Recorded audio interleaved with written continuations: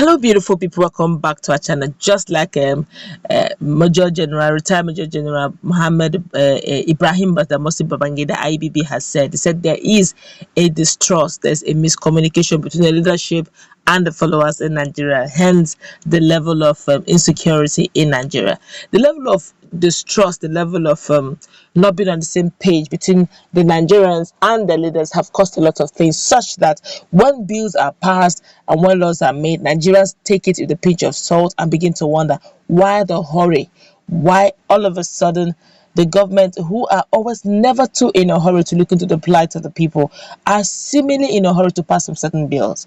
Now we're going to find out what the government is saying and why they're insisting that this bill must be passed. Whether they publicize this bill or not, they will pass it. It's already gazetted and it's actually en route for it to be a law. Before we go into the news proper, like it, subscribe to our channel by clicking on the red subscribe button beside it. You will see a bell notification icon. Please go ahead, click on it to get notified as soon as you update our channel on YouTube. Well, the federal government on Thursday vowed to press ahead with the National Water Resources Bill now before the National Assembly, despite being immersed in controversy owing to opposition against it in parts of the country. Minister of Water Resources Sulaiman Adamu, who gave this position at the Presidential Villa Abuja during the weekly ministerial press briefing organized by the Presidential Communications team, asserted that the issue has been deliberately politicized.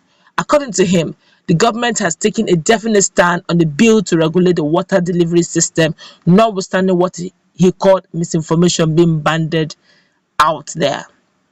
He explained, "We are still working with the National Assembly on this bill. I think probably they were so engrossed with the PIB, that's the petroleum bill, and the electoral bill, which are of course serious national priorities, and they were not able to come to talk about it. But already we have done all the things that needed to be done. The issue that was raised, the technical issues about gazetting, have been addressed. So the bill is still before the National Assembly. Obviously, I have said so much about this bill. People have been deliberately misinformed. The bill was deliberately politicized unnecessarily, something that is good for the country something that is good for the development of the country. And in any case, 96 to 97% of the provisions in that bill are already existing in 4 different laws: Water Resources Act 2004, Nigeria Hydrological Services Act, River Basin Development Authorities Act, and the National Water Resources Institute Act. To start with, it's even a northerner that's actually taking care of the water bill. The water ministry. Let's continue. The first purpose of bringing this bill was to put all these bills under one booklet instead of having 4 different separate laws. Just consolidate them into one statute. That is number one. Number two is that Nigeria, like all other countries in the world, has adopted the concept of integrated water resources management. And that is why today we are enjoying the Category 2 UNESCO Center of Integrated River Basin Management that is based in Kaduna.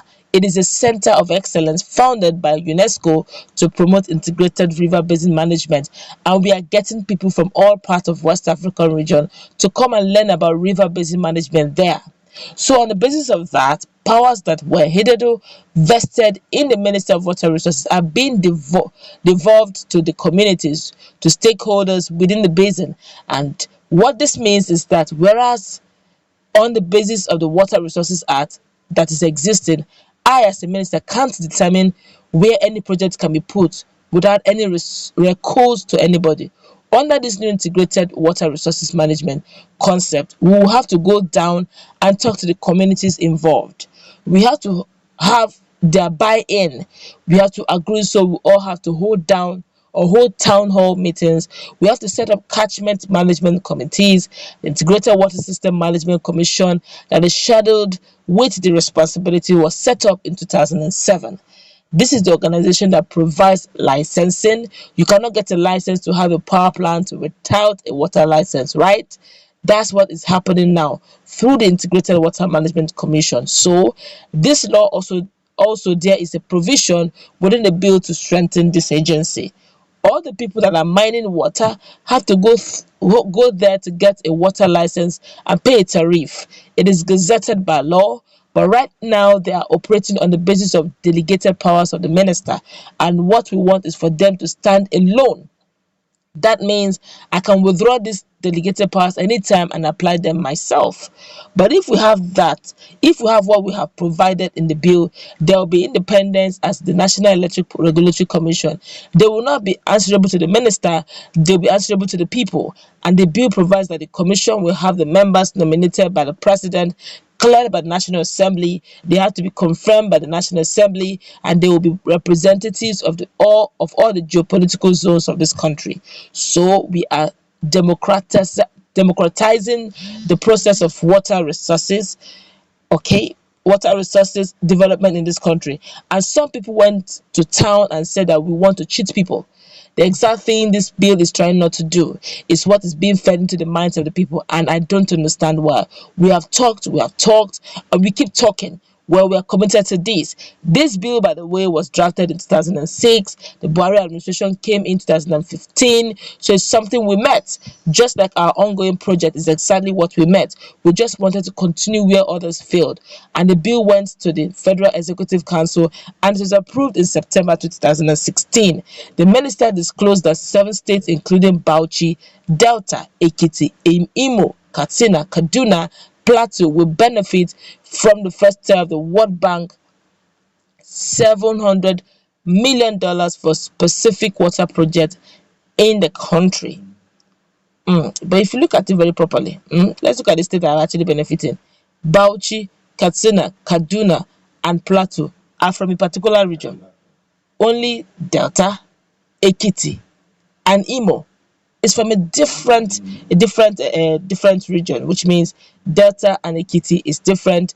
Imo is southeast, Ekiti is southwest, Delta is south, but the remaining 4 states are in the north. Very interesting, but let's continue.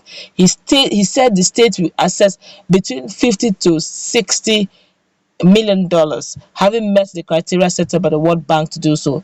The minister further explained some certain criteria were set up by the World Bank and us, and this state had to meet this eligible criteria, and the project has submitted into tier 1 and tier 2, and tier 1 is for those that will get a substantial amount, maybe 50 to 60 million dollars for the urban scheme.